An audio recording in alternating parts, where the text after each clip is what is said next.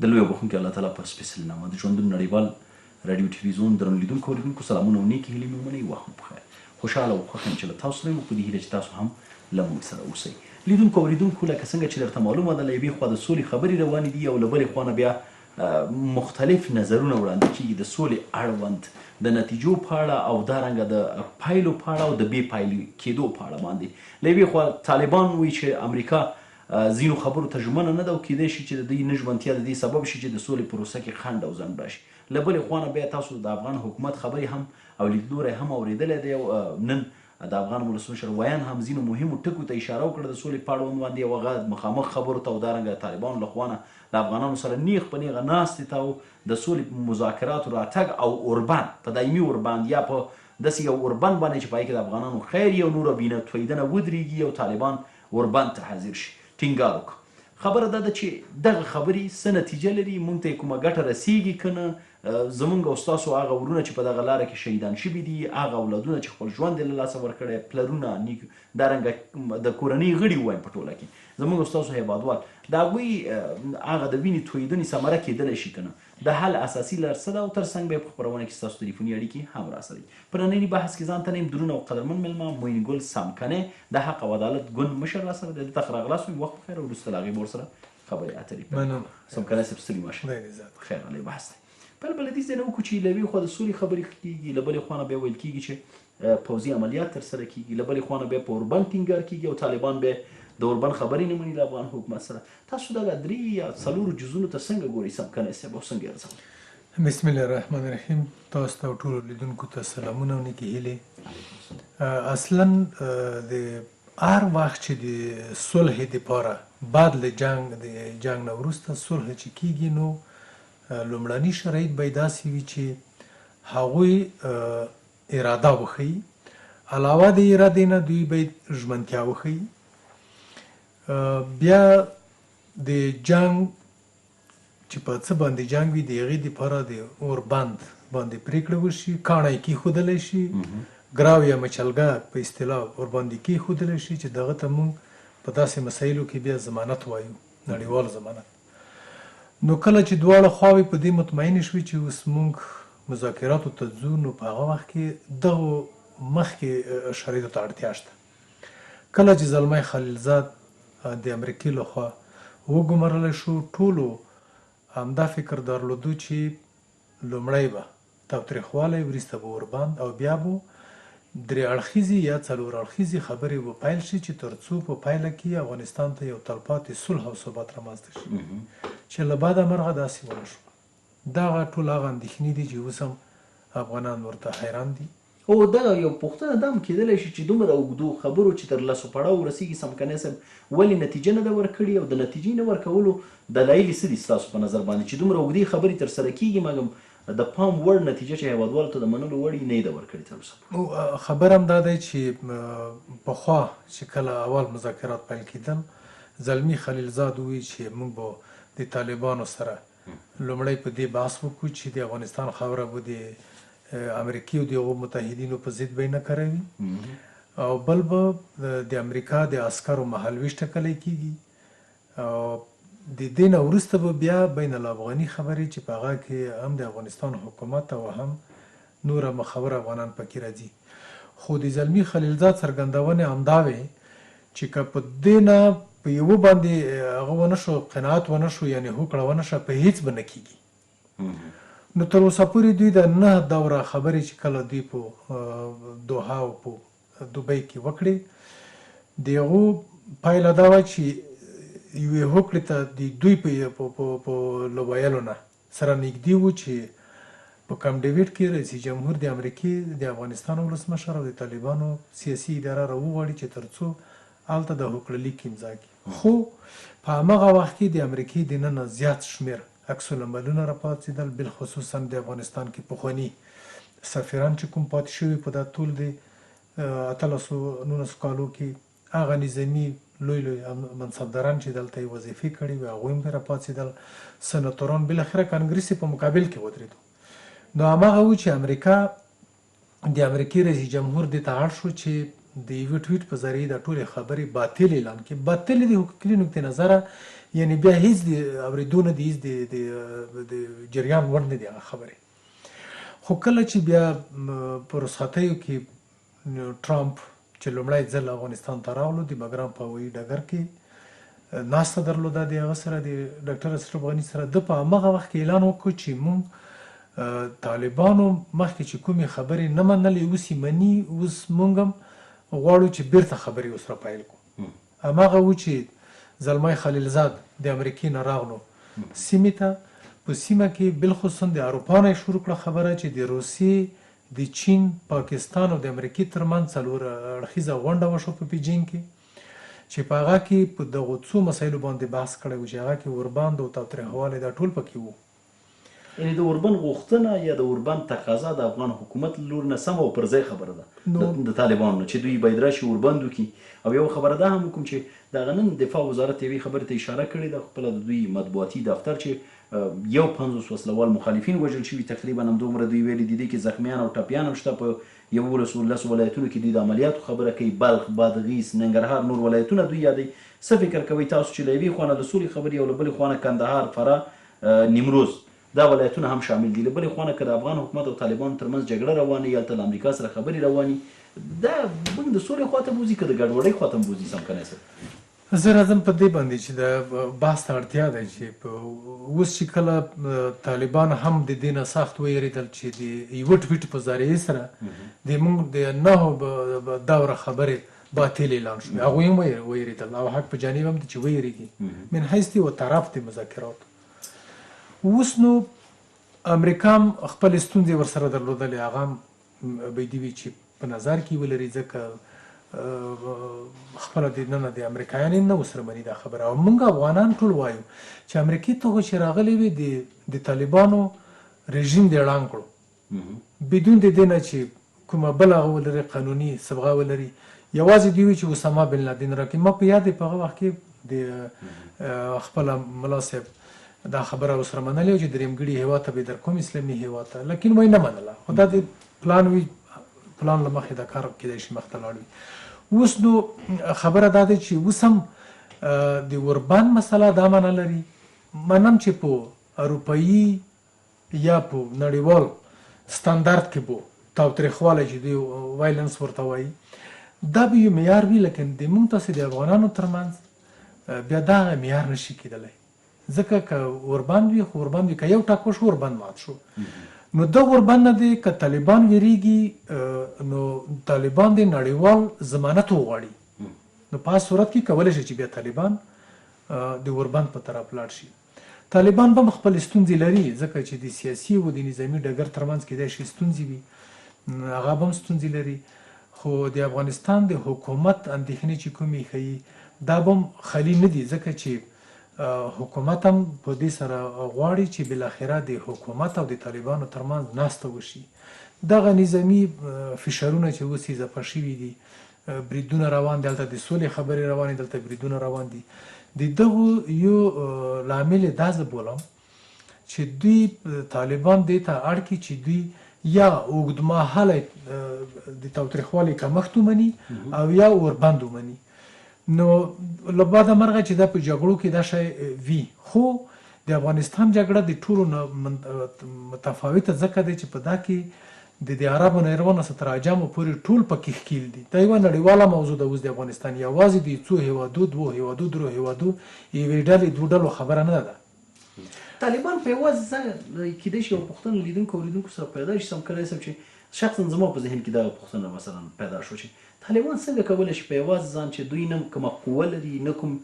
ثقیله سلابې لري، نه د افغانستان د پوځونو غوندې د دوی تعداد دی یا یونیفورم لري یا دومره مجهز اوسي، څنګه دوی کولی شي په افغانستان کې جګړه وکړي او د امریکا غوندې یو قوت ونه توانېږي دوی له منځه ویسي، بالاخره دوی سره کینی په خطر کې او خبرې اترو ته د میز او بیا لسم پړاو پورې خبرې ورسره ورسوي. ګوره د کله چې لوی قدرتونه یا لوی هېوادونه چې دي د هغوی د نیابتي جګړو دپاره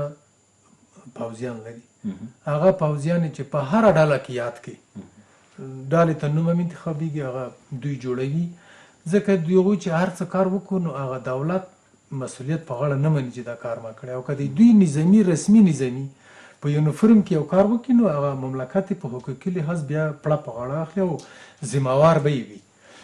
نو اوس ګورئ د موږ په هیواد کې دا 3مه ډله ده چې اول د افغانستان د پخواني حکومت په مقابل کې د مجاهد په نامه خلک جوړ کړل، بیا چې هغه یو تر حده پورې ورسېدل بیا طالبانو په نامه خلک راوباسل، یوه ډله نوم یې پکې خو هغه یې راوستل، هغه بیا د مجاهد په ضد وجنګېدل. اوس بیا یوه ډله بله راوتلې ده په نام د داعش، هغه چې بیا د طالبانو سره په ټکر کې ده. دغه کیدای شي د دې نه وروسته هم که د جګړه ختمه نه شي په دا ساحه کې نوره ډلې هم راوزېږي چې تر څو پورې د جګړه پې ژوندۍ وساتي. ده اوس له بعده مرغه چې موږ افغانان په دې کې رګیر یو چې نه مو په چا پسې ورغلي یو چې موږ جګړې ته پسې ورغلي یو، دوی راپسې راځي په ملک ته راځي، موږ هڅوي چې موږ جګړه ورسره وکړو. دا یو تریخ حقیقت دی او د موږ د ولس د اقتصادي و فرض کړه د پوهې د ټیټې کچې نه دوی دا ګټه پورته کوي چې څو دوی دلته خلک عیار کړي جګړو دپاره چې تر څو د دوی د ګټو دپاره موږ جګړې وکړو. له بعده مرغه دا حقیقت دی، دا حقیقت به اخر امر څرګندېږي د خلکو ته. خو اوس به راشو د دې ته چې څنګه وکولی شو چې د دغې معضلې دپاره یوه د حل د دې د حل لارې نه مخکې زه غواړم دا وپوښتم چې په خپله ویل کېږي چې طالبان او امریکا دواړه لوري په خپلو منځونو کې یو لنډمهالي اوربند باندې فی الحال خبرې اترې کوي. که چېرته اوربند د امریکا او طالبانو ترمنځ کېږي افغان حکومت او افغانانو ته یې څه خیر او ګټه رسېږي؟ دغه زه خپله په طالبانو ورونو باندې دا زه غږ کوم چې په سیاسي لحاظ ګوره چې د دغه سیاسي هغه نه بدنامۍ نه دوی ځانونه وباسي. که چیرې دوی دغه جګړه چې دوی شروع کړې ده او که چیرې دوی د امریکایانو سره وربند وکړي د افغانانو سره یې ونه کړي نو دا به دوی ته یوه سیاسي لویه ضربه وي. نو په کار دا دی چې که طالبان وربند کوي نو نړیوال ضمانت یې واخلي. داسې د عادي خبره مه پرېږدي ځکه د امریکا باید ضمانت ورکړي په دې خاوره کې، که د حکومت لوري ته وي او که د طالب لوري ته وي چې امریکا به دې وي په خپلو ژمنو کې تر اخره پورې صادق او وفاداره پاتې شي. اوس ستونزه هم دا دی چې په امریکا باندې ډیری خلک بې اعتماده دي، کولی شي چې دوی په عین وخت کې دوی د صلح خبرې لکه طالبانو چې اوس اندېښنه ښودلې ده پر ځای اندېښنه یې ده چې موږ د دوی د غوښتنو نه پوزې ته راغلي یو او موږ کیدای شي چې دا مذاکرات بیخي پرېږدو د سولې. دا به د طالبانو دپاره یو ډېر لوی ګواښ وي. خو دلته ځینې د نظامي چارو کارپوهان په دې اند دي سمکنی صاحب هغوی وایي چې د طالبانو د اوربند د نه کولو یو دلیل دا هم دی چې کله له افغانستان امریکایي ځواکونه هغه مجهز امریکایي ځواکونه یا تجهیزات چې دوی لرل لاړه او واکې امنیتي لیږ هغه کوم پړاو چې تاسو ته په یاد د انتقال پروسه هغه یې افغانانو ته تسلیم کړ نو افغان حکومت او افغان پوځیان وکولی شو تر یو برید افغانستان وساتي، ساتنه یې وکړي او د دوی هغه پوځي مهارت هم لوړ شي. دوی ویل دې هم ویره لري که چېرته له افغان حکومت سره اوربند وکړي طالبان نو کېدلی شي چې افغان پوځیانو مهارتونه نور هم لوړ شي او د طالبانو په منځ کې اختلافات پیدا شي او وویشل شي. د دې دپاره خو ډېرې ایجنسۍ کار کوي چې اوس ګوره خپله د ایمل رسول ډله چې د اسلامي تحریک تر قیادت لاندې کار کوو هغه اوس هم د دوی نه جدا شوی دی او نوره دلته خو د سیمې هیوادونه په شکلو د اشکالو کوشش کوي چې په دغو ګروپونو په څنګ کې نوره ګروپونه دوی روزلي دي په هغه بیا ممکن د طالب په مقابل کې بیا دوی جګړه مخ ته پې بوځي او د طالب د ویره دا ده چې که چیرې دوی اوربند وکړي په عین اوربند کې د دغه د اوربند نه سرغړونه وشي نو د طالبانو هغه ژمنه چې دوی وایي چې موږ خاوره به بیا د امریکې او د هغو د متحدینو په مقابل کې نه استعمالیږي دلته بیا سوالونه را پیدا کوي. نو د امریکې دپاره به یو چانس په لاس کې ورشي چې طالب ته وایي چې ته د دې جوګه نه یې چې ته د افغانستان خاوره وساتې ځکه چې د تا په منځ کې همغږي نشته. بله مسله دا دی چې د طالبان د دغې نه هم ممکن دوی په ویره کې چې د دوی لکه د افغانستان اردو داسې دوی نظامي ټولګي نه لري، دوی تشکیلات نه لري، دوی فقط او فقط د چریکي جګړو مهارت لري په مقابل د یوه پوځ که د امریکې وي که د افغانستان وي که د بل وي چې دوی وجنګېږي. نو دوی د دغې نه په ویره کې دي چې که موږ ورباندې اعلان کړو موږ به دغه ټولګي به رانه تسنس شي بیا به مونږ خپله مبارزې ته د هغې ته به مخته دوام ورنشو کړی. دغه ستونزې دي چې طالبان هم سره مخامخ دي، خو طالبان د ټولو نه اوس د سخت موقف سره مخامخ دي. که شاته ځي نو دلته به امریکایانو ته یا خپلو یو خلکو ته چې په دوی انتقاد کوي ورته ووایي چې موږ خو دغه د اوربند مو غوښتو د افغانستان حکومت ته مونږ او نړۍ ټولو د اروپا ټولنې د ملګرو ملتونو اوسې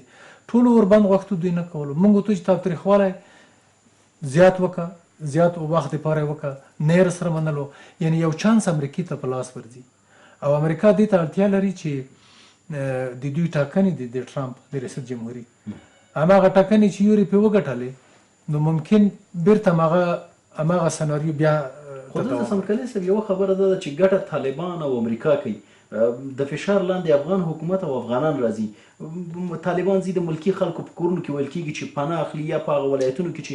ملکي خلک اوسېږي ورځي هلته استوګنه کوي یا سنګر نیسي. بیا دې خوا نه چې کله هوایي حملې کېږي ملکي خل وژل کېږي، بیا غږ پورته کېږي په افغان حکومت نیوکې کېږي. دلته څه فکر کوئ چې اصلا اصلي او اساسي فشارونه په افغان حکومت نه دي وارد په دغه برخه کې، نیوکې دوی ته نه دي متوجه؟ ګوره که د افغانستان حکومت من حیث د یوه حکومت هغوی مکلف دي چې د خپل ولس نه ساتنه وکړي، د هغوی حقوق چې څه دي هغوی ورته لاسرسی پیدا کړي، خلکو ته ورکړي.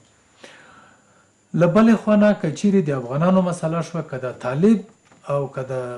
زمونږ پوځي یا ملکي هر څوک چې وي، یعنې په کل کې افغانان یو، موږ په کل کې موږ ته نقص رسېږي. د بهرانیانو خو اوس صرفا یوازې راکټ استعمالي، نور دوی ته کومه صدمه نه رسېږي. نو موږ نه رانیولې تر حکومته، تر سیاسیونو، تر طالبانو ټول په خطر کې یو. طالبان هم په خطر کې دي. که طالب وژلی کېږي خو هغه د ما یا مې تره زوی دی یا مې تره دی یا مې وریاره دی یا مې ورور دی، خو دغه وژلی کېږي. ځینې خلک په دې عقیده دي چې د طالبانو ختمول په افغانستان کې ناممکنه دی. هغوی په دې اعتراف کوي چې طالبان افغانان دي، د خاورې اوسېدونکي دي او که څوک غواړي دوی له منځه یوسي نه شي وړلی پرته له دې چې د سولې خبرې ورسره وشي. تاسو دې نظر سره هم نظر یاست؟ ګوره اوس د طالبانو په مقابل کې خو موږ خپله د اوله نه دومره یو قوي عکس العمل نه لرو، ځکه چې د طالبانو په رژیم په وخت کې چې دوی رامنځته شو په هغه وخت کې دوی څلور ډېر مهم اهداف ترلاسه کړل. هغه یو دا و چې د خلکو د سارو، مالو، ناموسو او د افغانستان د تجزیې په مقابل کې طالبانو ډېر ښه رول بازي کړو. نو بلې طرفه دوی په صفوفو کې اکثرا دیني عالمان دي چې هغه په ټولنه کې د دیني عالم نه ملاتړ شته. اوس په هغه وخت کې د دوی هغه څه چې ایجابوي دی یوه حکومت دپاره هغه حکومت یې ور ختم کړو. اوس موږ هم په همغه وخت کې وو چې همدغه طالب سره به دې کومک کړی وو، همدغه حکومت سره به دې مرسته کړې وه، کومک به دې کړی وو چې په اصطلاح د عامو چې اصلاح شوی وی. او طالبان خو په هغه وخت کې نړیوالو یوازې پرېښودل، یوازې درو هېوادو دوی په رسمیت پېژندل. طالبان ځینو خلکو په دې نه خوښول چې له ګاونډي هېواده پاکستان راغلي وو په افغانستان باندې هغه وخت کې چې حکومت نیوه حمله ورته ووایو، که د حکومت نیولو یا پرځولو هڅه یې کړې وه. د ډاکټر نجیب د اعدام موضوع پکې مطرح وه، نورې ډېرې خبرې دي خو پخوانیو خبرو ته نه ځو. طالبان تر ډېری وخته اوس هم دا د کوټې شورا چې وګورئ که نورې برخې وګورئ، خلک وایي چې دوی د پاکستان مستقیم د اثر لاندې دي، هغوی روزلي او دې دپاره راستولي چې افغانستان کې ژوند وکړي او افغانستان ونیسي. ګورئ په خپله د پاکستان د لوړ رتبه خلک یې لکه صدر زمانې د پوځ جنرالانې سیاسیون یې په دې باندې اوس اقرار کوي دوی چې موږ د 40 کاله د امریکا یا د غربي هیوادونو په مرسته موږ خلک روزلي دي، په افغانستان کې موږ د دوی په د خواښې جګړه مخته بولي. نو په دې حالت کې هیڅوک به د داسې هغه نه مستثنا نه وي،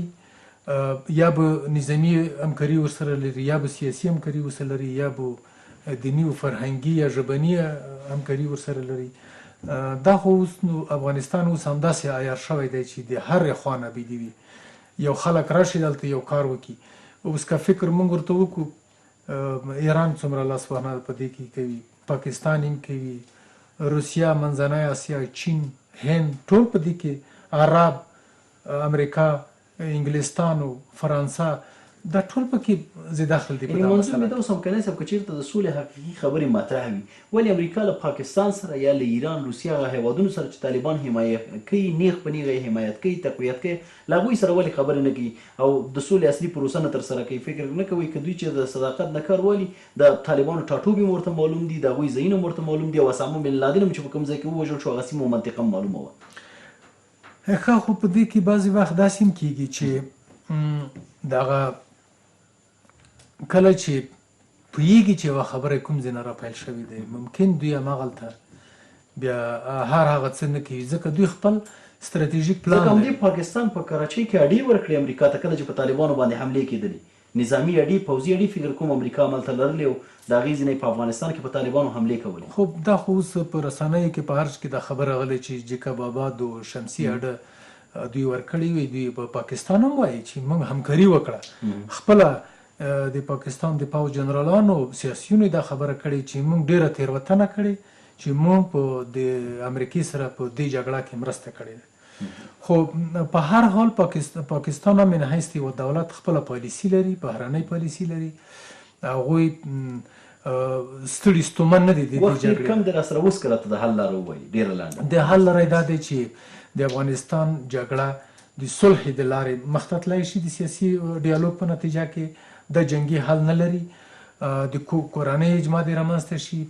سیمه ییزه اجماع او بالاخره نړیواله اجماع چې د ټول په کل کې د افغانستان په سر د ملګرو ملتونو مؤسسه په خاص ډول د امنیت شورا یوه داسې یوه کلي فیصله په افغانستان باندې وکړي چې تر څو په افغانستان کې تلپاتې صلح او ثبات راشي یو وارې صلح او ثبات ډېره مننه خوشحاله اوسم که زموږ بلنه ومنډه او بحث ته راغلی لیدونکو اوریدونکو له تاسو هم نړۍ مننه چې د خپرونې لیدونکي او اوریدونکي وي له تخنیکي همکارانو هم مننه چې خپرونه یې تاسو ته وړاندې کړه د نن شپې دپاره خپرونه همدومره وه تر بیا ښې چارې شپه مو په خیر لویه لمبه